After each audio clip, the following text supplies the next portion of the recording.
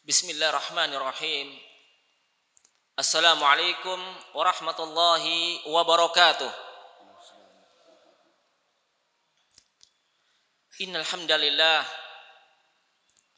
nahmaduhu wa nasta'inuhu wa nastaghfiruh wa na'udzu billahi min syururi anfusina wa sayyiati a'malina. May yahdihillahu fala mudhillalah wa may yudlil fala hadiyalah. Wa asyhadu an la ilaha illallah wahdahu la syarikalah. Wa asyhadu anna Muhammadan abduhu wa rasuluh. Allahumma shalli wa sallim wa barik ala nabiyyina Muhammad wa ala alihi wa sahbihi wa man tabi'ahum bi ihsanin ila yaumiddin, amma ba'du.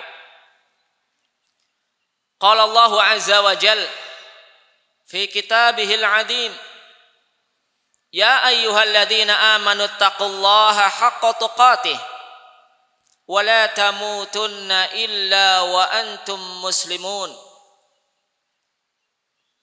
Fa inna asdaqal hadithi kitabullah wa khairal hadi hadyu Muhammadin sallallahu alaihi wasallam wa syarral umuri muhdatsatuha wa kullu muhdatsatin fid dini bid'ah wa kullu bid'atin dalalah wa kullu dalalatin fin nar, amma ba'du. Ma'asyiral ikhwati wal akhwat, kaum muslimin dan muslimat, para hadirin yang semoga dirahmati dan diberkahi Allah Subhanahu wa taala. Alhamdulillah, pada pagi hari ini Allah Subhanahu wa taala mempertemukan kita di tempat yang mulia, tempat yang diberkahi Allah, Masjid Jami' Wadi Klaten. Kita berkumpul di rumah Allah dalam rangka menjalankan ibadah yang mulia, ibadah yang barang siapa mendatanginya maka ia senantiasa berada di jalan Allah, di jalan yang dicintai dan diridhai Allah sampai kembali pulang ke rumahnya. Majlis yang barang siapa duduk di dalamnya maka ia akan didoakan oleh para malaikat dengan kebaikan-kebaikan dan dimintakan ampunan kepada Allah. Majlis yang barang siapa meluangkan sebagian umurnya untuk duduk di dalamnya maka Allah akan melimpahkan rahmatnya kepada mereka. Inilah majlis ilmu syar'i, majlis yang dibacakan dan dipelajari di dalamnya firman Allah dalam Al-Quran dan sabda Rasulullah sallallahu alaihi wasallam dalam hadis yang sahih. Hal ini sebagaimana sabda Nabi sallallahu alaihi wasallam, majtama qaumun fi baitin min buyutillah yatluna kitab Allah wa yatadarasunahu fima bainahum illa nazalat alaihimus sakinah wa ghasyiyatuhumur rahmah wa hafathumul malaikah wa dzakarahumullahu fi man indah. Yang artinya Rasulullah sallallahu alaihi wasallam bersabda, tidaklah sekelompok orang berkumpul di dalam rumah Allah, maksudnya di dalam masjid. Mereka berkumpul dalam rangka membaca kitab Allah, Al-Quran atau sebagian Al-Quran, dan mempelajari hukum-hukum yang terkandung di dalamnya di antara mereka. Membaca Al-Quran dan mengkaji tafsirnya, mempelajari hukum-hukum serta hikmah-hikmah yang terkandung di dalamnya di antara mereka yang berkumpul di majlis tersebut. Illa nazalat alimus sakinah, kata Nabi, melainkan akan turun kepada mereka ketenangan, ketentraman di dalam jiwa yang datang dari Allah. Dan kita semua membutuhkan ketenangan, ketentraman dalam hidup ini. Salah satu amalan yang dapat mendatangkan ketenangan dalam jiwa adalah berkumpul di dalam masjid untuk mempelajari agama Allah, mengkaji Al-Quran dan As-Sunnah, memahami keduanya dengan pemahaman yang benar.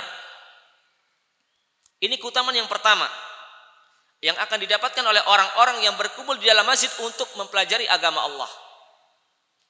Kemudian keutamaan yang kedua, kata Nabi, wa ghasyiyatuhumur rahmah, mereka akan diliputi rahmat Allah. Allah akan melimpahkan rahmatnya kepada mereka, hamba-hamba yang meluangkan sebagian umurnya untuk berkumpul di rumah Allah dalam rangka mempelajari agama Allah.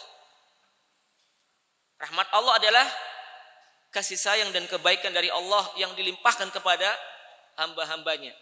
Dan kita semua, laki-laki atau perempuan, orang kaya ataupun orang miskin, orang berilmu maupun orang awam yang jahil, pejabat, penguasa maupun rakyat biasa, semuanya membutuhkan rahmat Allah. Karena tanpa mendapatkan rahmat Allah, mustahil seorang hamba bisa menjadi penghuni surga. Sebanyak apapun amal ibadahnya, sehebat apapun amal solehnya di dunia, apabila di akhirat tidak mendapat rahmat Allah, maka tidak mungkin menjadi ahlul jannah. Karena untuk bisa menjadi penghuni surga, agar bisa masuk ke dalam surga Allah, maka hamba tersebut harus terlebih dahulu telah mendapat rahmat dari Allah. Hal ini berdasarkan sabda Nabi SAW dalam hadis, innahu lan yudkhilal jannata ahadan minkum amaluh wala ana illa an yataghammadani Allahu bi rahmatin minhu. Yang artinya, kata Nabi SAW, sesungguhnya amalan siapapun tidak akan bisa memasukkannya ke dalam surga. Amalan siapapun di antara kalian tidak akan mungkin bisa memasukkannya ke dalam surga Allah. Termasuk saya sendiri, kata Nabi. Termasuk saya sendiri. Hanya saja Allah telah melimpahkan rahmatnya kepadaku. Jadi inilah syarat utama dan sebab utama seorang hamba bisa masuk surga adalah setelah mendapat rahmat Allah. Adapun amal soleh yang dikerjakan oleh seorang hamba di dunia, maka itu akan menentukan perbedaan derajat atau tingkatan di dalam al-jannah.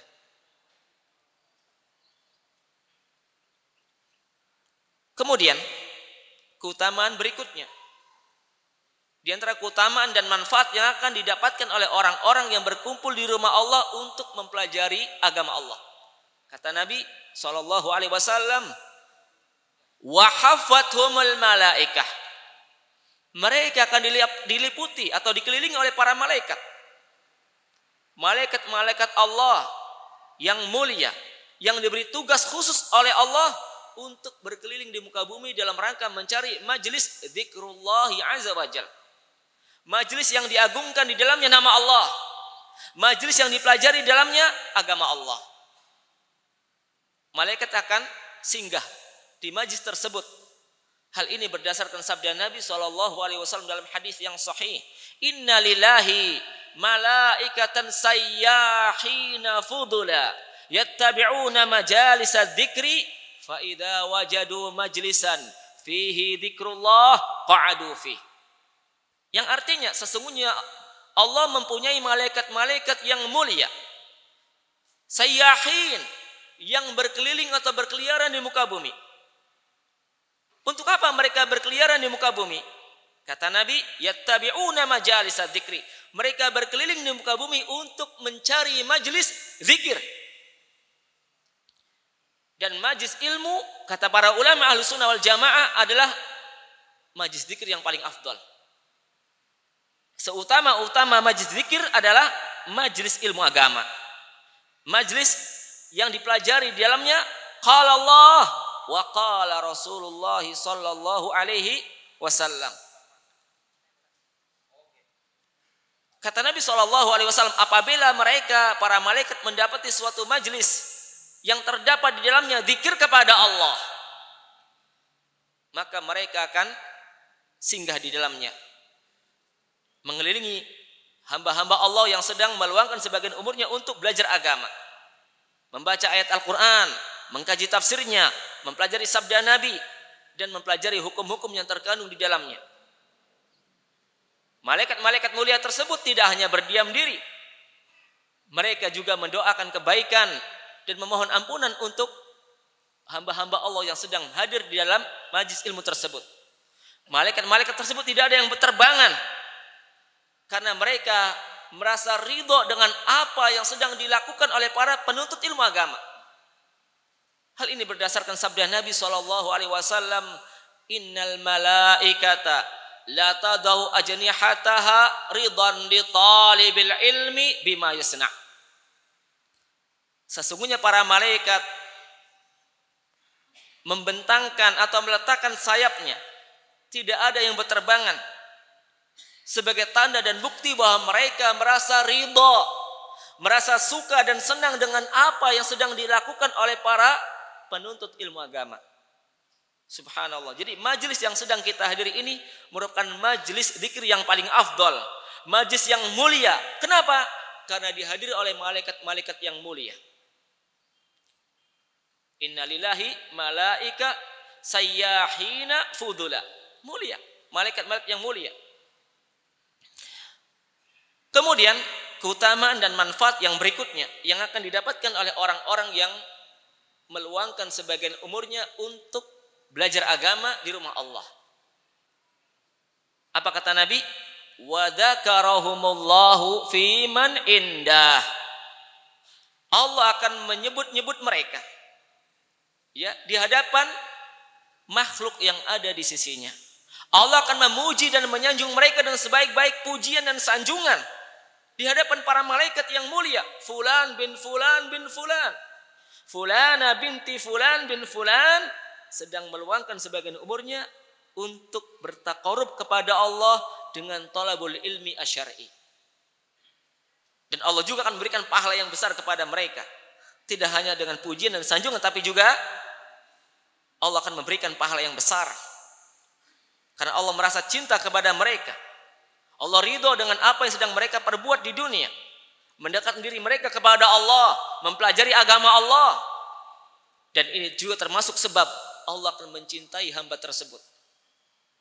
Termasuk salah satu amalan yang mendatangkan cinta Allah adalah seorang hamba bersemangat menghadiri majlis ilmu dalam rangka mengenal Allah lebih dekat, mengenal agama Islam dari sumber yang murni, mengenal Rasulullah dengan sebenar-benarnya. Allah akan mencintai mereka.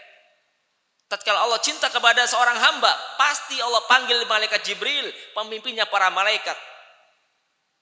Lalu Allah perintahkan malaikat Jibril untuk mencintai hamba tersebut yang telah dicintainya. Hal ini sebagaimana sabda Rasulullah SAW dalam hadis, "Idza ahabballahu 'abdan nada Jibril, faqal inni uhibbu fulanan fahibbah." Fayuhibbuhu Jibril.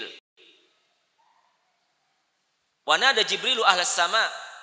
Faqal innallaha yuhibbu fulanan fahibbuh. Faqal fayuhibbuhu ahlus sama. Tsumma yudha'u lahul qabulu fil ardi. Yang artinya Rasulullah SAW bersabda, apabila Allah telah mencintai seorang hamba, maka Allah akan memanggil malaikat Jibril. Allah panggil malaikat Jibril, faqal, lalu Allah mengatakan, inni uhibbu fulanan, sesungguhnya aku telah mencintai hamba yang bernama si fulan. Oleh karena itu cintailah dia. Fayuhibbuhu Jibril, maka malaikat Jibril mencintai hamba tersebut. Karena memang malaikat Jibril dan juga para malaikat semua akan selalu taat dan tunduk terhadap perintah Allah. Tidak ada yang menyelisihi dan menentang perintah Allah. La ya'sunallaha ma amarahum wa yaf'aluna ma yu'marun. Ini diantara sifat malaikat yang mulia, selalu taat dan tunduk terhadap perintah Allah. Jibril pun mencintai hamba tersebut. Kemudian malaikat Jibril memanggil seluruh malaikat penghuni langit dengan mengatakan, sesungguhnya Allah telah mencintai hamba yang bernama si fulan, maka dari itu cintailah hamba tersebut.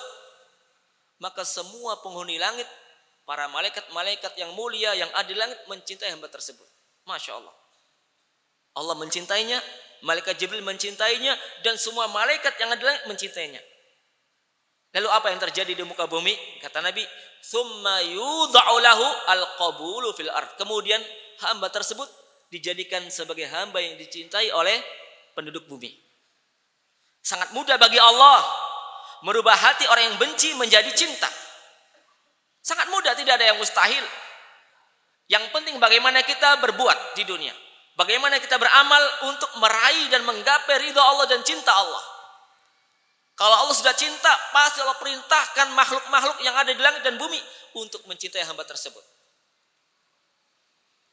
Jangan sampai ada di antara kita yang melakukan amalan dari amal-amal ibadah, tetapi tujuannya tidak murni untuk Allah. Bercampur antara ingin mendapat ridha Allah dengan keridhaan manusia. Ini membahayakan dirinya, yang akan menjerumuskannya ke dalam kebinasaan dan kerugian yang besar. Kenapa? Karena tatkala hamba beramal atau melakukan kebaikan tapi tujuannya tidak murni untuk Allah, maka yang dia dapat adalah kemurkaan dari Allah dan kemurkaan dari manusia. Kerugian yang sangat besar. Rasulullah SAW pernah mengabarkan dalam sebuah hadis, "Manil tamasa ridallah bisakhatin nas radhiyallahu anhu wa arda anhu nas. Wa manil tamasa ridhan nas bisakhatillah sakhitallahu alaihi wa askhata alaihin nas." Yang artinya, barang siapa yang mencari ridhonya Allah, yakni beramal, berbuat kebaikan dengan tujuan dan niat ingin mendapat ridha Allah, meskipun orang-orang membencinya, dia mengerjakan amal soleh, dia mengerjakan perintah Allah, melakukan ibadah, ketaatan, tujuan dan niatnya ingin mendapat ridha Allah, tetapi menyebabkan orang-orang tidak suka kepadanya, membuat orang-orang membencinya, maka apa yang akan dia dapatkan? Yang dia dapat adalah, kata Nabi, radhiyallahu anhu, Allah akan ridho kepada hamba tersebut. Dan Allah akan menjadikan manusia cinta dan ridho kepadanya. Perhatikan, ini keuntungan yang besar bagi orang yang beramal hanya untuk Allah. Karena Allah. Allah akan merubah hati orang yang benci menjadi cinta. Yang tadi dia suka menjadi ridho. Kenapa? Bagi Allah sangat mudah untuk membolak-balikan hati manusia. Sebagaimana sabda Nabi SAW dalam hadis, "Qulubul ibad baina isbi'aini min asabi'ir rahman yuqallibuha kaifa yasha." Hati manusia itu berada di antara dua jari dari jemari Allah. Allah membolak-balikan hati manusia sebagaimana yang dia kehendaki. Di pagi hari dia membenci, tapi dengan kehendak Allah dirubah hatinya, dibalik menjadi cinta. Di sore hari cinta, besoknya berubah menjadi benci. Sangat mudah bagi Allah untuk merubah. Sebagaimana Allah merubah hati orang kafir menjadi beriman, atau sebaliknya orang yang beriman menjadi kafir kepada Allah. Kemudian Nabi melanjutkan sabdanya, "Wa manil tamasa ridwan nas bisakhatillah." Barang siapa yang beribadah atau beramal dengan niat dan tujuan mencari ridhonya manusia. Tujuan amalnya, tujuan ibadahnya, tujuan amal soleh dan niatnya adalah ingin mendapat kecintaan manusia. Ingin dipuji, ingin disanjung oleh manusia. Tetapi menyebabkan Allah benci kepadanya. Menyebabkan Allah murka kepadanya karena memang dia beribadah. Bukan karena Allah, tidak ikhlas karena Allah, tapi ingin mendapat pujian manusia. Pasti Allah benci. Pasti Allah murka. Maka apa yang dia dapatkan? Yang dia dapat adalah kerugian yang besar. Kata Nabi, sakhitallahu alaih. Barang siapa yang beramal atau melakukan ibadah dengan niat dan tujuan untuk mendapatkan kecintaan dari manusia, ingin mendapat ridhonya manusia, tetapi Allah benci kepadanya, maka Allah murka kepadanya dan Allah menjadikan manusia benci kepadanya. Kerugian yang kuadrat. Maka sangat penting untuk menjaga keikhlasan dalam beribadah kepada Allah. Sangat penting untuk memperhatikan tentang kondisi dan keadaan hati kita dalam melakukan amal kebaikan apapun, baik ibadah dengan lisan seperti membaca Al-Quran, berdoa, berzikir, berdakwah, atau ibadah dengan anggota badan seperti sholat, puasa, kemudian menghadiri majelis ilmu, atau ibadah dengan hati seperti rasa cinta, rasa takut, tawakal, ya, khusyuk, isti'anah, istighatsah. Hendaknya kita memperhatikan tentang kondisi dan keadaan hati kita. Jangan sampai ya tercampur dengan riya. Karena ini akan mencelakakan kita sendiri. Akan membuat amal kita ditolak oleh Allah. Walaupun kita melakukannya sesuai dengan petunjuk Nabi. Bersemangat mengikuti ajaran Nabi dalam beribadah. Tetapi kalau niat kita tidak murni untuk Allah, tidak ikhlas karena Allah dalam beramal saleh, pasti Allah menolaknya dan meninggalkan pelakunya, sebagaimana firman Allah dalam hadits qudsi, ana agna syuraka ani syirki, man amila amalan asyraka fi ma'i ghairi taraktuhu wa syirkah. Aku adalah Tuhan yang paling tidak butuh dengan adanya Tuhan-Tuhan sekutu. Kata Allah, ana agna syuraka ani syirki. Aku adalah Tuhan sesembahan yang hak, yang paling tidak butuh dengan adanya Tuhan-Tuhan tandingan, Tuhan-Tuhan sekutu. Maka barang siapa yang melakukan suatu amal ibadah di mana dia menyekutukan aku dengan selainku dalam amal tersebut, di dalam ibadah tersebut, maka kata Allah, taraktuhu, aku akan meninggalkan pelakunya, wa syirkahu, dan amalan yang ada kesyirikannya, karena niatnya tidak murni untuk Allah.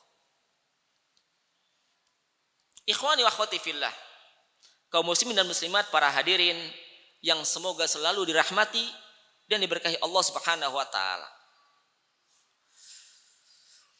Tema kajian kita pada pagi hari ini itu tentang menggapai kemuliaan di bulan Ramadan. Menggapai kemuliaan di bulan Ramadan. Hal ini sangat penting untuk kita pelajari dan kita pahami bersama-sama bagaimana kita berupaya mendapatkan kemuliaan tersebut di bulan yang mulia, bulan Ramadan. Karena memang bulan Ramadan bulan yang paling mulia sepanjang tahun. Bulan Ramadan adalah bulan yang penuh berkah, di mana Allah melipat gandakan pahala amal soleh bagi orang yang melakukannya dengan ikhlas karena Allah dan sesuai dengan petunjuk Rasulullah Sallallahu Alaihi Wasallam. Di bulan Ramadan Allah banyak memberikan ampunan dan maaf kepada hamba-hamba yang telah bergelimang dengan dosa dan maksiat. Bulan Ramadan ada bulan yang mana para ulama dari generasi as-salafus saleh bersemangat untuk memanfaatkan bulan tersebut dengan sebaik-baiknya. Pemimpin as-salafus saleh adalah Nabi kita Muhammad sallallahu alaihi wasallam. Beliau ada sebaik-baik teladan bagi kita semua, bagi umat manusia, dan khususnya bagi umat Islam. Maka wajib bagi kita untuk mencontoh dan meladani petunjuk Nabi SAW dalam menyambut datang bulan Ramadan. Dan ketika berada di bulan Ramadan, Allah perintahkan para hamba yang beriman untuk menjadikan beliau sebagai panutan dan suri tauladan terbaik dalam beribadah kepada Allah, dalam beragama, dalam menjalankan agama Islam. Allah berfirman dalam surat Al-Ahzab ayat 21, perintah untuk senantiasa meneladani Nabi Muhammad sallallahu alaihi wasallam dalam beribadah kepada Allah, dalam melaksanakan setiap perkara agama, baik dalam urusan akidah, ibadah, akhlak dan adab maupun muamalah. Kita semua diwajibkan oleh Allah untuk meneladani Nabi Muhammad sallallahu alaihi wasallam. Allah berfirman, laqad kana lakum fi Rasulillahi uswatun hasanah. Sungguh telah ada bagi kalian pada diri Rasulullah suri tauladan yang baik. Sungguh telah ada bagi kalian pada diri Rasulullah suri tauladan yang baik. Ayat ini meskipun konteksnya atau susunan kalimatnya berupa khabar, berita, tetapi mengandung perintah dari Allah kepada kita semua untuk meneladani beliau, menjadikan beliau sebagai panutan kita. Makanya dalam beberapa ayat Al-Quran Allah perintahkan orang-orang yang beriman untuk mengikuti petunjuk Nabi. Seperti dalam surat Al-Ahzab, surat Al-Hasyr yang ke-7, Allah berfirman, "Wa ma atakumur rasulu fakhudhuh wa ma nahakum anhu fantahu." Apapun yang diajarkan oleh Rasul kepada kalian, terimalah, ikutilah atau laksanakanlah. Apapun yang diajarkan oleh Rasul kepada kalian, baik berkaitan dengan perkara akidah, ibadah, akhlak, adab, muamalah, termasuk dalam menyambut datangnya bulan Ramadan, maka kata Allah, ikutilah petunjuk Nabi. Laksanakanlah apa yang diajarkan oleh Nabi SAW. Wa ma nahakum anhu fantahu. Apapun yang dilarang oleh Rasul kepada kalian, tinggalkanlah. Ya, meskipun jiwa kita, hawa nafsu kita mencintai sesuatu tersebut, kita tinggalkan dalam rangka mendahulukan perintah Allah dan Rasul daripada apa yang dibisikkan dan diperintahkan oleh jiwa kita yang selalu condong kepada keburukan-keburukan. Kemudian kita juga semestinya melihat bagaimana generasi as-salafus saleh dari kalangan para sahabat Nabi dan juga kalangan tabi'in maupun atba'ut tabi'in dalam menyambut datangnya bulan suci Ramadan. Bagaimana mereka bersikap? Bagaimana mereka berbuat? Karena mereka adalah sebaik-baik generasi umat Islam yang telah mendapatkan rekomendasi dan pujian dari Allah dalam Al-Quran dan pujian dari Nabi SAW dalam hadis. Di antara bukti bahwa Allah telah memberikan pujian, rekomendasi kepada generasi as-salafus saleh yang wajib diikuti oleh kita semua. Di antaranya adalah firman Allah dalam surat At-Taubah ayat yang ke-100. Surat At-Taubah ayat yang ke-100. Was-sabiqunal awwaluna minal muhajirin wal ansar walladzina taba'uuhum bi ihsan radhiyallahu anhum wa radu'an wa a'adda lahum jannatin tajri min tahtihal anharu khalidina fiha dalikal fawzul adzim. Allah berfirman yang artinya orang-orang yang terdahulu yang pertama-tama memeluk agama Islam dari kalangan muhajirin dan ansor. Dari kalangan muhajirin dan ansor. Siapa mereka? Mereka adalah para sahabat Nabi. Baik muhajirin maupun ansor, mereka semua adalah para sahabat Nabi, murid-muridnya Nabi SAW. Generasi yang dididik langsung dan dibina oleh Rasulullah SAW. Generasi yang mempelajari ilmu agama dari mulut Nabi secara langsung di zaman turunnya wahyu. Al-muhajirun dan al-ansor. Makanya Allah mengatakan orang-orang yang terdahulu dan pertama-tama memeluk agama Islam dari kalangan muhajirin dan ansor, yakni para sahabat Nabi. Walladzina ittaba'uhum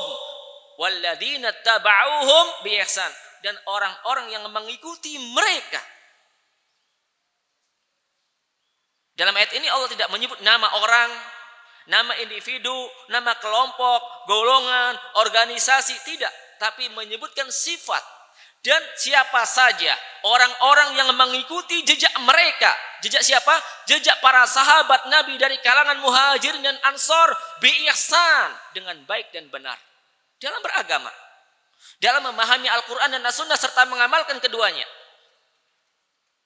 Apakah generasi tabi'in, apa generasi atba'ut tabi'in, atau generasi yang datang setelah mereka sampai zaman kita sekarang ini, sampai generasi yang datang di akhir zaman. Masuk dalam kalimat walladzina ittaba'uhum bi ihsan, dan orang-orang yang mengikuti jejak sahabat Nabi dari kalangan Muhajirin dan Ansor dalam beragama dengan baik dan benar. Ini adalah pujian atau perintah dari Allah kepada umat Islam. Karena Allah telah mengatakan dalam ayat ini, radhiyallahu anhum. Ini rekomendasi dari Allah. Pernyataan yang jelas, terang, gamblang dari Allah tentang bagaimana Allah menyikapi para sahabat Nabi. Allah ridho kepada mereka. Allah ridho kepada para sahabat Nabi dari Muhajirin maupun Ansor. Ini menunjukkan bahwa cara beragama mereka lurus. Cara beragama mereka baik dan benar. Cara mereka dalam memahami Al-Quran dan As-Sunnah serta mengamalkan keduanya sesuai dengan petunjuk Allah dan Rasul. Makanya Allah ridho. Tidak mungkin Allah memberikan keridhaan kepada hamba-hamba yang akidahnya sesat atau batil. Tidak mungkin Allah memberikan keridhaan kepada hamba-hamba yang ibadahnya menyimpang dari petunjuk Nabi. Tidak mungkin. Ketika Allah telah menyatakan dengan jelas dan gamblang Allah ridho kepada mereka, ini menunjukkan bahwa cara beragama para sahabat Nabi lurus dan benar. Demikian pula kepada mereka, setiap muslim dan muslimah yang selalu mengikuti petunjuk dan pemahaman para sahabat Nabi dalam beragama, dalam mengamalkan Al-Quran dan Sunnah, mereka juga diridhoi oleh Allah. Karena mereka berada di jalan yang lurus, di jalan yang benar. Radhiyallahu anhum wa radu'an. Dan mereka juga ridho kepada Allah. Ridho dengan segala nikmat yang Allah anugerahkan kepada mereka. Tidak ada yang protes dan komplain kepada Allah. Semua merasa puas dengan pemberian Allah. Masing-masing dari mereka merasa mendapat nikmat yang besar dari Allah. Tidak ada yang mengalahkannya. Mereka ridho pada Allah. Ini balasan yang pertama dari Allah. Kemudian balasan yang kedua. Wa'adda lahum jannatin tajri min tahtihal anhar. Allah akan menyiapkan untuk mereka surga-surga. Tempat yang penuh dengan kenikmatan dan kebahagiaan hakiki dan abadi. Bagi hamba-hamba yang beriman dan bertakwa kepada Allah. Hamba-hamba yang taat kepada Rasulullah. A'addalahum jannat. Allah siapkan untuk mereka siapa? Para sahabat Nabi dan pengikut sahabat Nabi dalam beragama. Surga-surga yang mengalir di bawahnya sungai-sungai. Khalidina fiha, mereka kekal di dalamnya. Dzalikal fauzul adzim, itulah kesuksesan yang besar. Ayat yang mulia ini, At-Taubah ayat yang ke-100 menunjukkan perintah Allah kepada umat Islam untuk senantiasa mengikuti jejak hidup dan cara para sahabat Nabi dalam menjalankan agama. Dalam memahami Al-Quran dan As-Sunnah serta mengamalkan keduanya. Kemudian, di antara ayat Al-Quran yang menunjukkan perintah Allah kepada umat Islam untuk senantiasa mengikuti jejak hidup dan pemahaman generasi as-salafus shalih dalam beragama. Dalam memahami Al-Quran dan As-Sunnah serta mengamalkan keduanya. Yaitu firman Allah dalam surat An-Nisa ayat 115. An-Nisa ayat 115. Wa may yushaqiqir rasul min ba'di ma tabayyana lahul huda wa yattabi' ghayra sabilil mu'minin nuwallihi ma tawalla wa nuslihi jahannam wa sa'at masira. Surat An-Nisa ayat yang berapa tadi? 100 berapa? 15. Barang siapa yang menyelisihi atau menentang Rasulullah, yakni menyelisihi petunjuk Nabi, sesudah jelas baginya petunjuk, setelah jelas baginya kebenaran, tapi tetap menentang ajaran Nabi, masih membangkang, masih ngeyeliun, yang selalu menyelisih ajaran Rasul itu adalah golongan ngeyeliun. Padahal sudah disampaikan padanya kebenaran dengan gamblang, dengan jelas, setumpuk ayat, setumpuk hadis dengan bahasa yang mudah dipahami, mudeng. Tapi yang namanya hidayah di tangan Allah. Barang siapa yang menentang Rasul setelah jelas baginya kebenaran, wa yattabi ghaira sabilil mu'minin, dan dia mengikuti selain jalannya orang-orang yang beriman, sudah menyimpang dan menentang dari petunjuk Rasul yang jelas dan gamblang, kemudian menyimpang pula atau tidak mengikuti jalan yang ditempuh oleh orang-orang yang beriman dalam beragama. Orang-orang yang beriman di sini maksudnya adalah para sahabat Nabi. Al-mu'minin dalam ayat ini ditafsirkan oleh Syekhul Islam Ibnu Taimiyah rahimahullah, dan juga ditafsirkan oleh Al-Imam Ibnu Qayyim Al-Jauziyah dengan para sahabat Nabi. Wa yattabi ghairu sabilil mu'minin, dan dia mengikuti selain jalannya orang-orang yang beriman, ini selain jalannya para sahabat Nabi. Mengapa ditafsirkan dengan para sahabat Nabi? Tidak ditafsirkan dengan orang-orang beriman secara umum? Kata para ulama Ahlus Sunnah wal Jamaah, dikarenakan pada zaman tersebut, di zaman Nabi, tidak ada orang yang beriman kepada Allah dan kepada Rasulullah kecuali para sahabat Nabi. Belum ada orang yang beriman kepada Allah dan Rasul selain para sahabat Nabi. Ketika ayat tersebut Allah turunkan kepada Nabi, maka yang beriman hanyalah para sahabat Nabi. Maka mereka sangat pantas untuk ditafsirkan dengan al-mu'minin. Mereka yang dimaksud dengan al-mu'minin. Kalaupun ditafsirkan dengan al-mu'minin secara umum, orang-orang yang beriman secara umum, maka para sahabat Nabi adalah orang yang paling terdepan untuk berada dalam barisan kaum mukminin. Jadi makna ayatnya adalah barang siapa yang menentang petunjuk Rasul setelah jelas baginya kebenaran, dan dia mengikuti selain jalannya para sahabat Nabi dalam beragama, tidak mengikuti manhaj atau pemahaman para sahabat Nabi dalam memahami Al-Quran dan As-Sunnah serta mengamalkan keduanya, tapi mengikuti pemahaman golongannya, kelompoknya, gurunya, ustadznya, kiainya, syekhnya, padahal menyimpang dari petunjuk Nabi dan dari pemahaman atau manhaj as-salafus saleh. Maka apa akibat buruknya? Ancaman keras dari Allah kepada mereka yang sengaja menentang ajaran Rasul, tidak mengikuti jejak hidup dan pemahaman as-salafus saleh. Kata Allah, nuwallihi ma tawalla, kami palingkan kemana dia berpaling. Jalan Allah jelas lurus, menuju surga, bisa mengantarkan pelakunya ke dalam surga dan mempertemukannya dengan Allah. Tapi tatkala dia menyimpang dari jalannya Rasul, maka Allah palingkan. Kemana dia berpaling? Semakin menjauh, semakin tersesat. Nuwalihi ma tawalla. Karena memang jalan kebenaran hanya satu, yaitu jalan yang ditempuh oleh Nabi kita Muhammad SAW. Jalan kebenaran yang akan mengantarkan kita ke dalam surga hanya satu, yaitu jalannya Rasulullah SAW.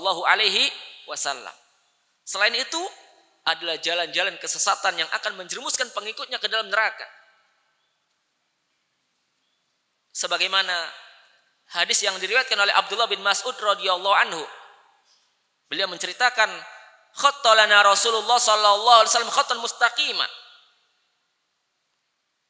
Tsumma qala hada aw hadhihi sabilullah mustaqima. Tsumma khatta khututan an yaminihi wa an yasari. Kemudian kata Abdul bin Mas'ud, kemudian Nabi membuat beberapa garis di sebelah kanan dan di sebelah kiri garis tersebut. Lalu Nabi mengatakan, wa ala kulli sabilin minha syaitanun yad'u ilaih. Pada setiap jalan tersebut terdapat setan-setan yang menyeru manusia kepadanya agar tersesat dari jalan Allah yang lurus, agar terjerumus ke dalam neraka. Lalu Nabi membacakan firman Allah dalam surat Al-An'am ayat 153, wa anna hadza sirati mustaqima fattabi'uh wa la tattabi'us subula fatafarraqu bikum an sabilih. Jadi sekali lagi bahwa jalan kebenaran hanya satu, yaitu jalan yang ditempuh oleh Rasulullah SAW. Dan para sahabat Nabi, mereka adalah generasi yang paling taat dan semangat dalam mengikuti petunjuk Nabi. Makanya Allah menyebut dalam ayat ini, barang siapa yang menentang petunjuk Rasul setelah jelas baginya kebenaran dan tidak mengikuti jalannya para sahabat Nabi, maka ancamannya dari Allah adalah nuwallihi ma tawalla, kami palingkan kemana dia berpaling. Disesatkan di dunia. Di dunia tersesat, terjatuh dalam kesyirikan karena akidahnya tidak mengikuti akidah Rasul sallallahu alaihi wasallam. Ibadahnya bercampur dengan amalan-amalan bidah. Kenapa? Karena tidak mengikuti tata cara ibadahnya Nabi sallallahu alaihi wasallam. Muamalahnya penuh dengan perkara-perkara yang haram karena tidak mengikuti petunjuk Nabi dalam masalah muamalah. Akhlaknya rusak, bobrok karena tidak mengikuti akhlak yang diajarkan oleh Rasulullah sallallahu alaihi wasallam. Ini di dunia disesatkan oleh Allah. Bagaimana nasibnya di akhirat? Lihat lanjutan ayatnya. Kata Allah, wa nuslihi jahannam. Kami masukkan orang tersebut ke dalam neraka jahannam. Orang-orang yang menyimpang dari petunjuk Nabi dan tidak mengikuti manhaj atau pemahaman para as-salafus salih dalam beragama akan dimasukkan dalam neraka. Wasa'at masiro, dan neraka adalah seburuk-buruk tempat kembali. Jadi inilah beberapa ayat Al-Quran yang menunjukkan wajib bagi kita untuk mencontoh, mengikuti dan meladani Rasulullah dan para sahabat dalam beragama, termasuk dalam menyambut datang bulan Ramadan. Bagaimana para sahabat Nabi dan generasi as-salafus salih bersemangat untuk menyambut datang bulan Ramadan. Mereka merasa senang dan bahagia ketika akan berjumpa dengan bulan Ramadan. Sangat bahagia, sangat senang. Bahkan mereka berdoa pada Allah agar Allah memanjangkan umur mereka supaya bisa bertemu dengan bulan yang mulia yang penuh berkah. Bulan dilipat gandakannya pahala kebaikan, dihapuskannya dosa-dosa, dibebaskannya hamba-hamba dari api neraka. Setan-setan dibelenggu agar para hamba yang beriman mendapat kemudahan dari Allah untuk beramal soleh, sehingga bisa memasukkannya ke dalam surga. Setan-setan dibelenggu agar para hamba mampu menjauhi dan meninggalkan segala dosa dan maksiat agar mereka selamat dari kobaran api neraka. Mereka sangat senang sekali untuk menyambut bulan Ramadan. Mereka berdoa pada Allah agar diberi umur yang panjang selama 6 bulan agar bisa berjumpa dengan Ramadan. Lalu setelah itu mereka juga selama 6 bulan berdoa pada Allah agar amal ibadah yang mereka kerjakan diterima oleh Allah. Mereka khawatir semua amal soleh yang telah mereka kerjakan, amal ibadah yang mereka perbuat selama itu tidak ada yang sah, tidak ada yang diterima oleh Allah. Mereka sangat takut Allah menolaknya. Mereka khawatir selama ini mereka beribadah tidak ikhlas karena Allah. Padahal mereka itu adalah generasi yang telah mendapat pujian dari Allah, telah mendapat keridhaan dari Allah dan Rasulnya. Jelas sebagian mereka telah mendapat kabar gembira dan jaminan pasti masuk surga, tapi tetap saja mereka khawatir amal ibadah yang mereka kerjakan tidak ada yang sah, tidak ada yang terima oleh Allah. Subhanallah. Sebagai contoh kita lihat bagaimana salah seorang sahabat Nabi yang termasuk 10 sahabat yang telah mendapatkan kabar gembira dan jaminan pasti masuk surga, Umar bin Khattab radhiyallahu anhu. Umar bin Khattab radhiyallahu anhu adalah khalifah Rasulullah yang kedua bagi umat Islam setelah Abu Bakar As-Siddiq. Dan beliau termasuk daripada al-asyra al-mubasysyaruna bil jannah, termasuk dalam daftar 10 sahabat Nabi yang mendapat kabar gembira masuk surga. Sebagaimana sabda Nabi dalam hadis, Abu Bakar fil jannah, Umar fil jannah, Utsman fil jannah, Ali fil jannah, Sa'ad bin Abi Waqqas fil jannah, Zubair bin Awam fil jannah, Abu Ubaidah fil jannah, Sa'id bin Zaid fil jannah, Abdurrahman bin Auf fil jannah. 10 sahabat disebut oleh Nabi satu persatu masuk surga, termasuk Umar bin Khattab. Bahkan ketika Umar bin Khattab masih hidup, pernah berjalan bersama Nabi, bersama Abu Bakar As-Siddiq dan bersama Utsman bin Affan. 3 sahabat yang mulia, dan mereka bertiga adalah para khalifah yang lurus yang mendapat petunjuk setelah wafatnya Rasulullah. Selalu dibimbing oleh Allah. Yang mana Nabi memerintahkan umat Islam untuk mengikuti petunjuk mereka. Suatu hari Umar bersama Rasul, bersama Bakar dan Utsman mendaki Bukit Uhud. Setelah sampai di puncak Gunung Uhud, apa yang terjadi? Gempa yang keras. Ya, yang akan membahayakan orang yang ada di puncaknya. Gunung Uhud di kota Nabi, kota Madinah. Maka Nabi berkata kepada Gunung Uhud, "Uthbut Uhud, ma 'alaika illan nabi was-siddiq wasyahidan." Tenanglah wahai Gunung Uhud. Tenanglah wahai Gunung Uhud. Jangan gempa, jangan goncang. Karena yang ada di puncakmu hanyalah seorang nabi. Orang yang siddiq, ya maksudnya Abu Bakar As-Siddiq, yang selalu jujur dan membenarkan apa yang disampaikan oleh Rasul sallallahu alaihi wasallam. Wasyahidan, dan 2 orang yang akan mati syahid. Nabi memberikan gelar tazkiyah kepada 2 sahabat dekatnya, Umar bin Khattab dan Utsman bin Affan, bahwa mereka akan mati syahid padahal mereka masih hidup. Dan ini kabar gembira. Kenapa? Karena Nabi berbicara berdasarkan wahyu dari Allah Subhanahu wa taala.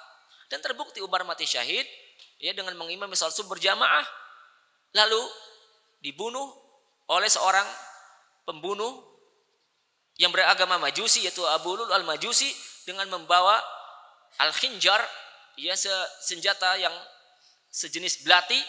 Dia menyelinap dalam saf kaum muslimin atau para sahabat. Ketika takbiratul ihram, dia pun maju ke depan dan menusuk beberapa kali tusukan ke tubuh Umar bin Khattab, sehingga Umar pun mati syahid.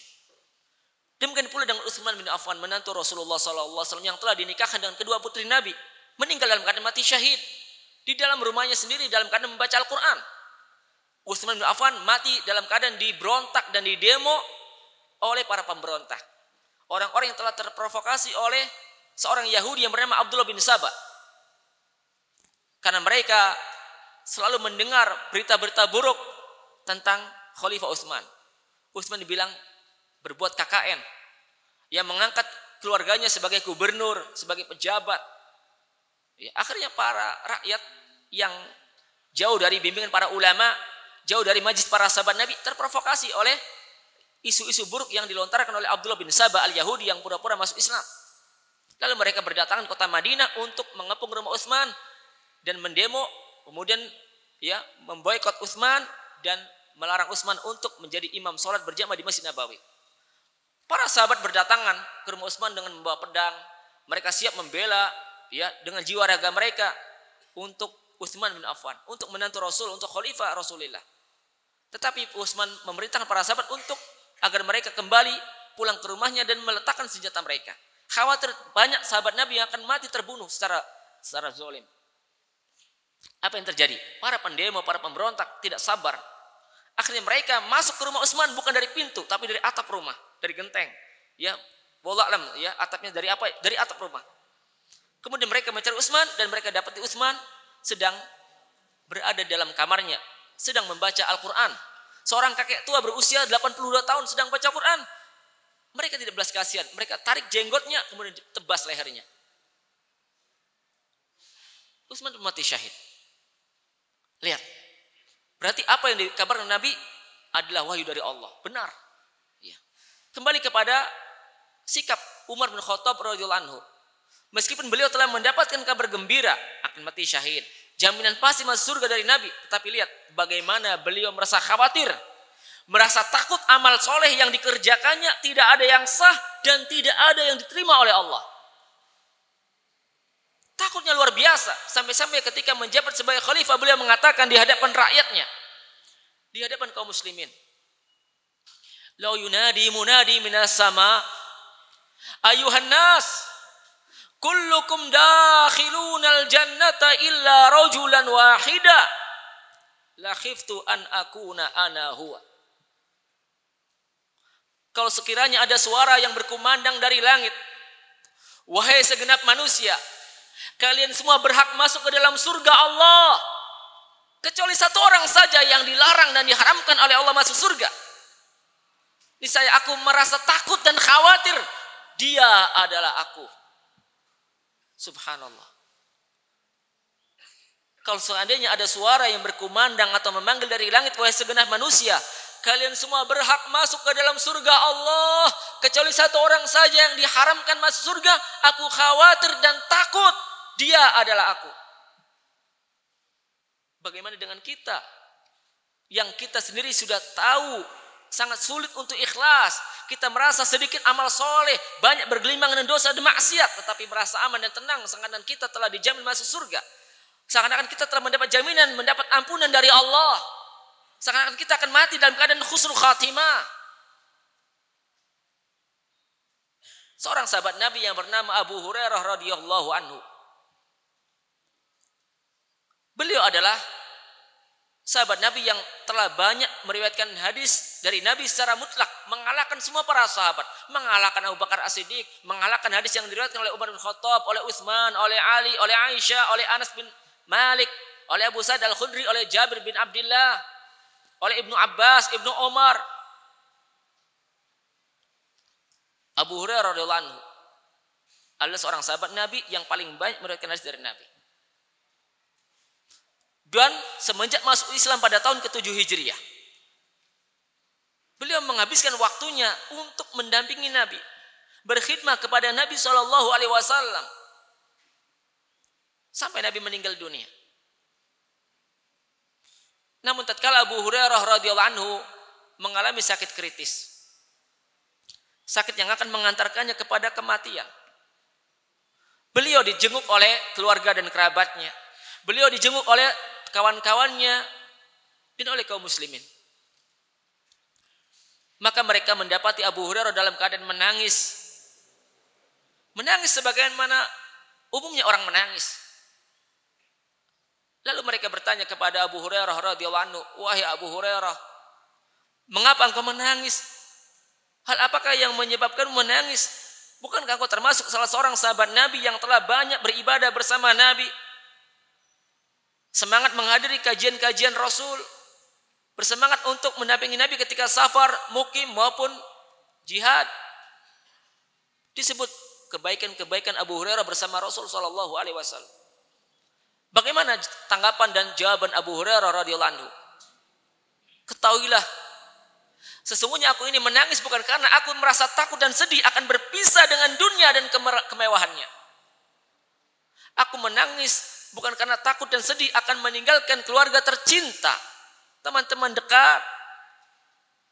Tetapi aku menangis karena aku akan melakukan perjalanan yang sangat jauh ke negeri akhirat, sedangkan bekal amalku sangatlah sedikit. Aku akan pergi jauh ke negeri akhirat, sedangkan bekal amalku sangat sedikit. Ini menunjukkan apa? Menunjukkan betapa besar rasa takut sahabat Nabi Abu Hurairah radhiyallahu anhu. Amal-amal ibadah yang telah dikerjakannya bersama Rasul tidak ada yang diterima oleh Allah. Khawatir semua itu ditolak oleh Allah. Padahal mereka adalah generasi yang telah berhasil dibimbing langsung oleh Nabi. Generasi Rabbani yang selalu mengedepankan cinta Allah dan cinta Rasul. Jauh dari zaman fitnah. Tapi begitulah perasaan mereka, khawatir. Sampai-sampai ada salah seorang sahabat Nabi mengatakan, sungguh, satu kali sujud saja kepada Allah, tapi sudah jelas dan sudah pasti itu diterima oleh Allah, lebih aku cintai daripada dunia dan seisinya. Satu kali sujud, bukan satu kali sholat. Sungguh, satu kali sujud pada Allah tapi sudah pasti dan dijamin diterima oleh Allah, lebih aku cintai daripada dunia dan seisinya. Kenapa? Karena sujud itulah yang akan menyelamatkannya dari api neraka. Sujud itulah yang akan membuatnya masuk surga selama-lamanya. Bagaimana dengan kita yang penuh dengan kelalaian, penuh dengan kemalasan? Ketika semalas, ketika lalai, kita pun masih merasa aman dan tenang. Seakan-akan dosa kita dimaafkan oleh Allah, seakan-akan amal soleh kita pasti diterima dan dicatat dalam lembaran amal soleh kita. Seakan-akan kita sudah pasti akan bebas dan selamat dari siksa kubur dan siksa neraka. Bahkan merasa paling ikhlas, paling besar jasanya untuk Islam. Sungguh ini sangat jauh dari sikap para sahabat Nabi as-salafus saleh radhiyallahu anhum ajmain. Bagaimana Rasulullah SAW bersemangat dalam qiyamul lail, baik di bulan Ramadan maupun di luar Ramadan. Padahal beliau sudah jelas mendapat jaminan masuk surga, bahkan menjadi manusia pertama yang diizinkan oleh Allah untuk memasuki surga. Beliau sudah dijamin dosa-dosa beliau yang telah lalu maupun yang akan datang dimaafkan dan diampuni oleh Allah. Tapi bagaimana qiyamul lail beliau? Beliau adalah manusia yang paling semangat dalam ibadah. Sampai-sampai kaki beliau bengkak dan pecah.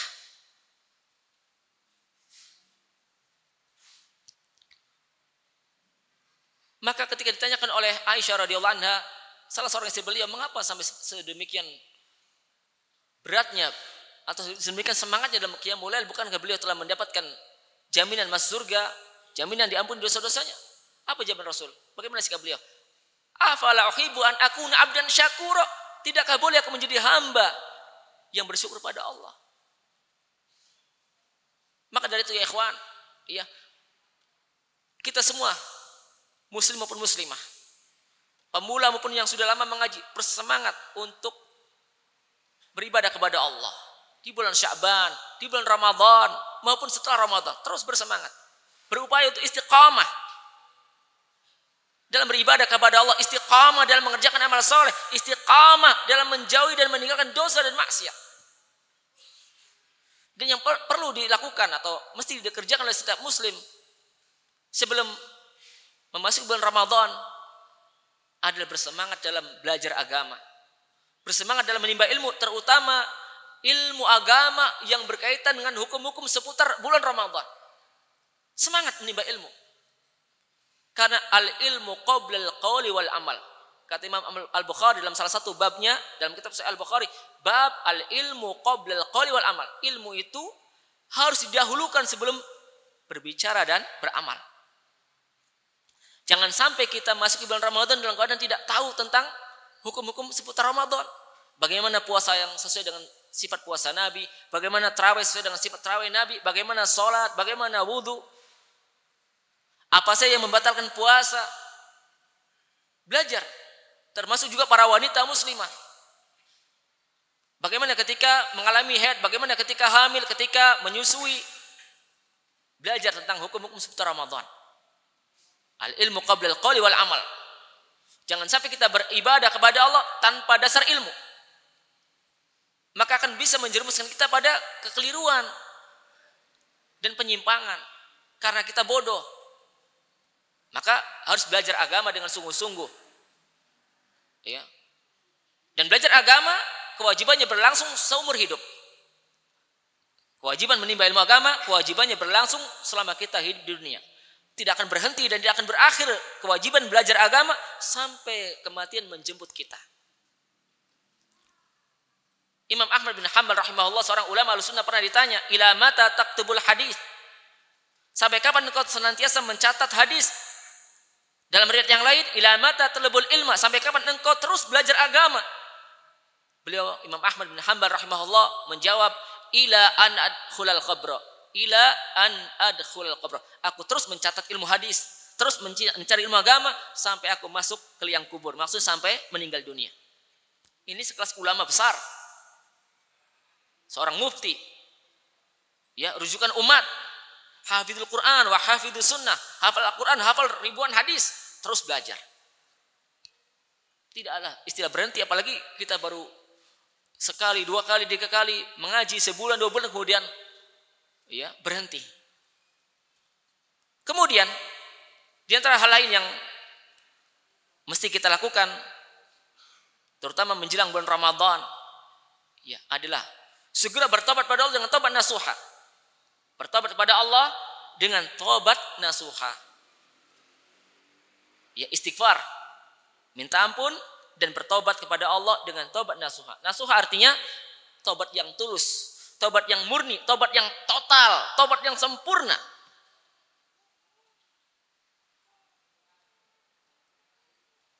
Dan suatu tobat dikatakan nasuha apabila terpenuhi 7 syarat. Tobat dikatakan nasuha yang bisa melebur segala dosa dan sebanyak apapun dosa apabila terpenuhi 7 syarat. Apa saja? Yang pertama, ikhlas dalam bertobat. Ikhlas karena Allah dalam bertobat. Jangan sampai tobat kita itu yang membuat kita berhenti dan meninggalkan dosa bukan karena Allah, tapi karena takut kepada manusia.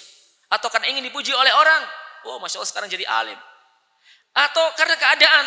Dulu rajin main gaple, main judi, mabuk. Ya. Main apalagi itu. Ya, mabuk, berpacaran, berzina. Sekarang istirahat, pensiun. Kenapa? Nggak punya duit. Atau karena sudah sakit-sakitan. Maka ini bukan karena Allah. Harus ikhlas. Karena tobat adalah ibadah. Dan ibadah apapun akan sah dan terima Allah kalau dilakukan dengan ikhlas karena Allah. Syarat yang kedua. Penyesalan yang besar di dalam hati. Penyesalan yang besar dalam hati. Menyesali perbuatan dosa yang pernah dilakukan. Jangan sampai ya lisannya mengatakan saya nyesal tapi hatinya tenang-tenang saja, biasa-biasa saja. Maka ini tobat yang dusta, tobat yang palsu. Seseorang dikatakan bertobat pada Allah dari dosa kalau hatinya menyesal.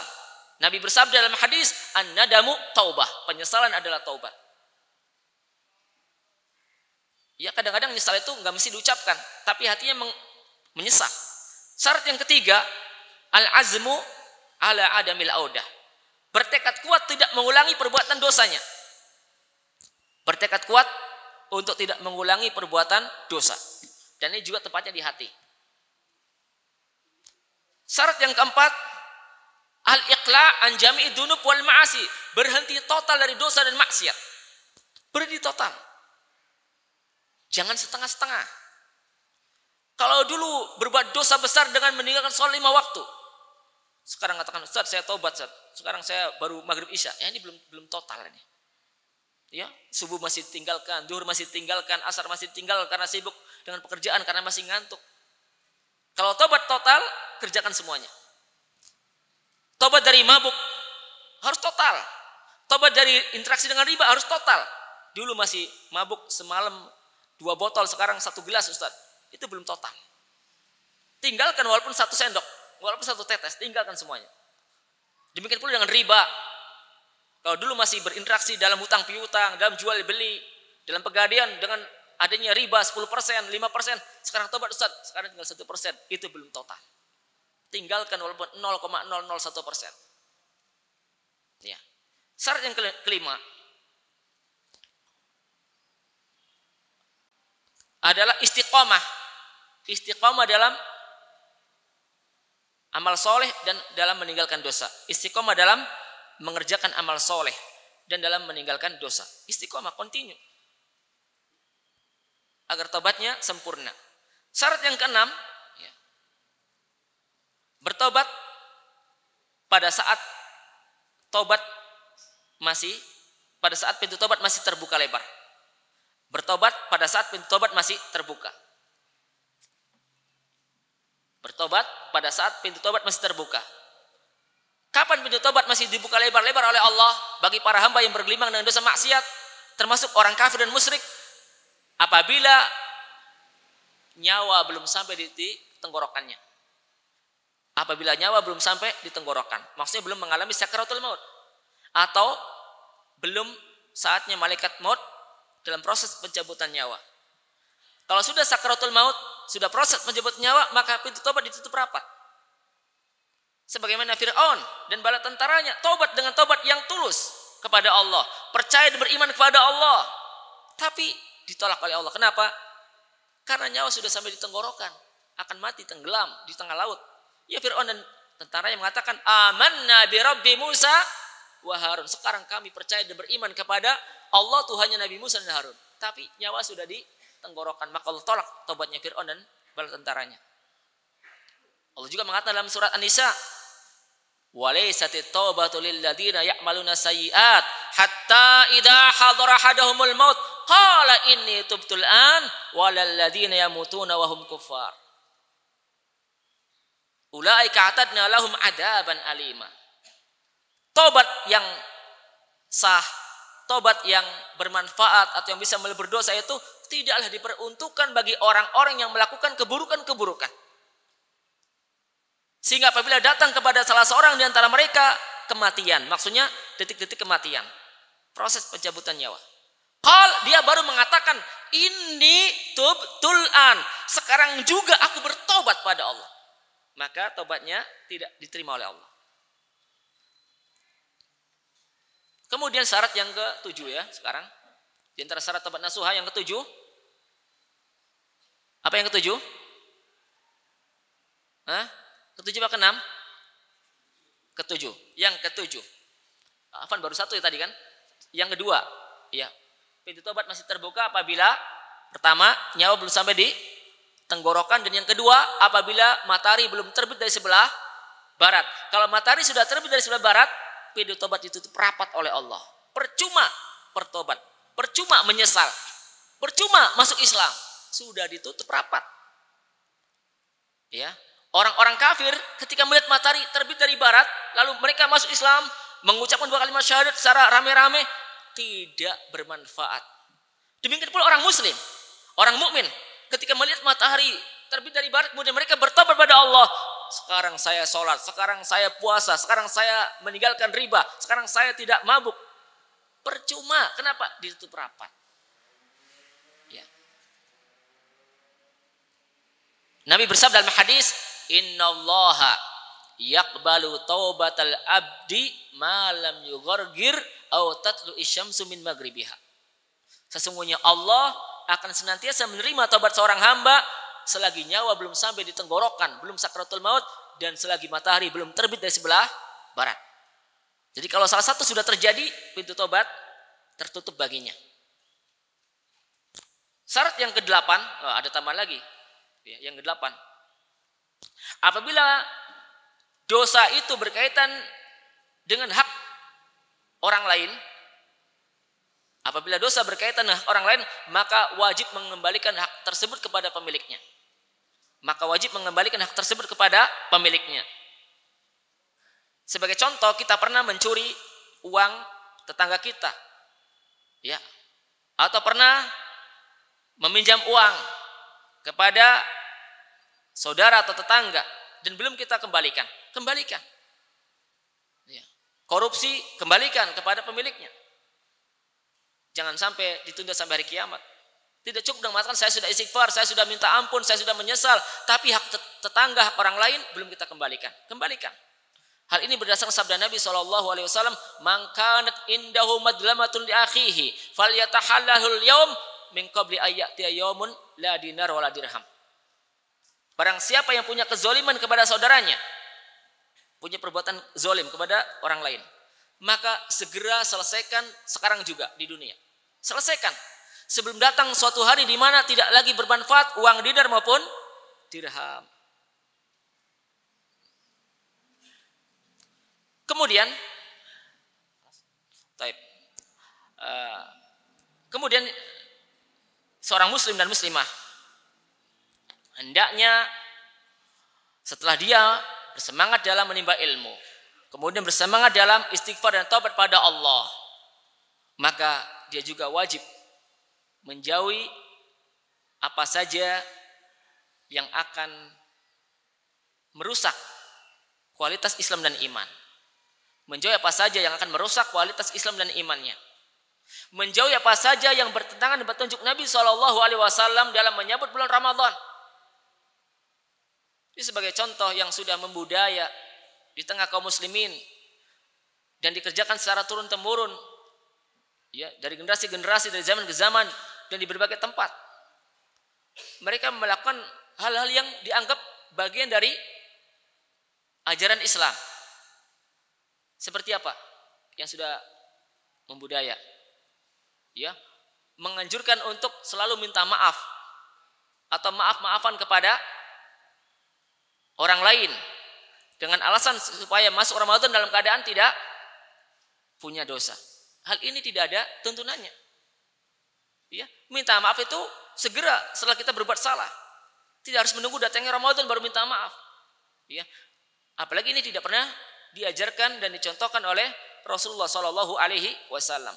Jadi bukan minta maaf yang salah, bukan minta maaf yang buruk, minta maaf bagus, tapi khususkan waktunya ketika menjelang bulan Ramadan. Minta maaf kepada orang tua, minta maaf kepada istri, minta maaf kepada suami, kepada teman, kepada orang banyak. Ya. Jadi kekeliruannya adalah masalah waktu, mengkhususkan waktu menjelang Ramadan untuk minta maaf. Kemudian anjuran untuk apa? Mandi besar. Ini juga tidak berdasarkan tuntunan dari Nabi Shallallahu Alaihi Wasallam. Laki-laki dan perempuan ramai-ramai mandi, apalagi satu tempat pemandian, ya campur baur laki dan perempuan. Ini mungkar di atas mungkar, maksiat di atas maksiat.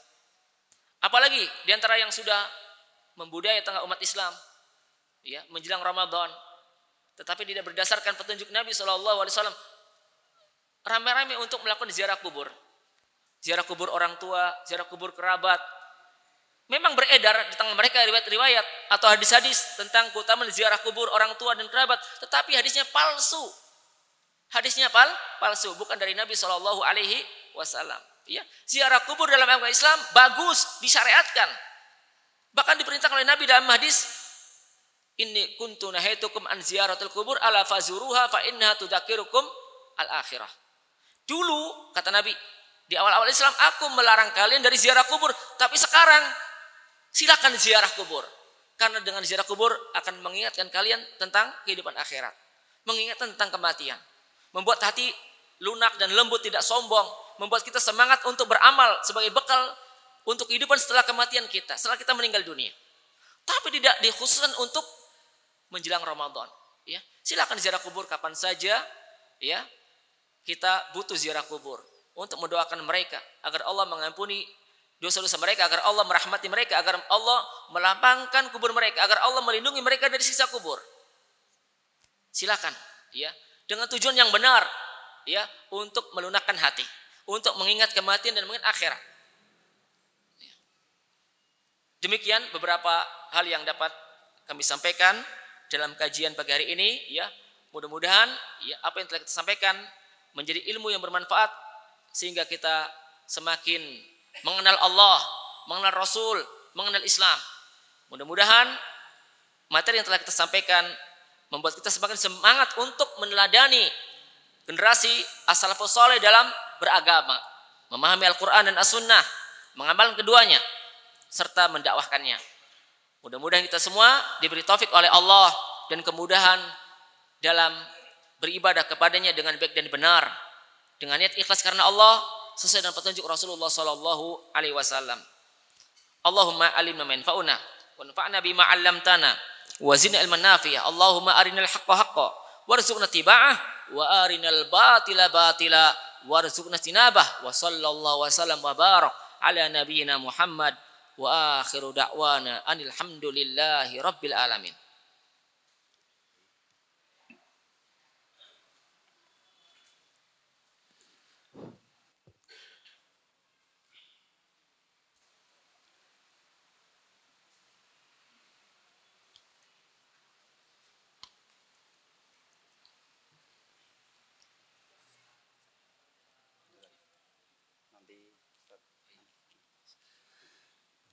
Nah, jazakallah kepada Ustadz kita, guru kita, Ustadz Abu Fawaz Muhammad Wasito CMA. Semoga Allah memberikan keberkahan pada ilmunya, pada hartanya, dan semua yang diberikan untuk agama Islam. Nah, kemudian kita lanjutkan acara yang berikutnya, sesi kedua. Tapi sebelum kami lanjutkan sesi yang kedua, kami berikan informasi ataupun sosialisasi kepada jamaah. Kami sebagai wakil dari Yayasan Pelita Umat Klaten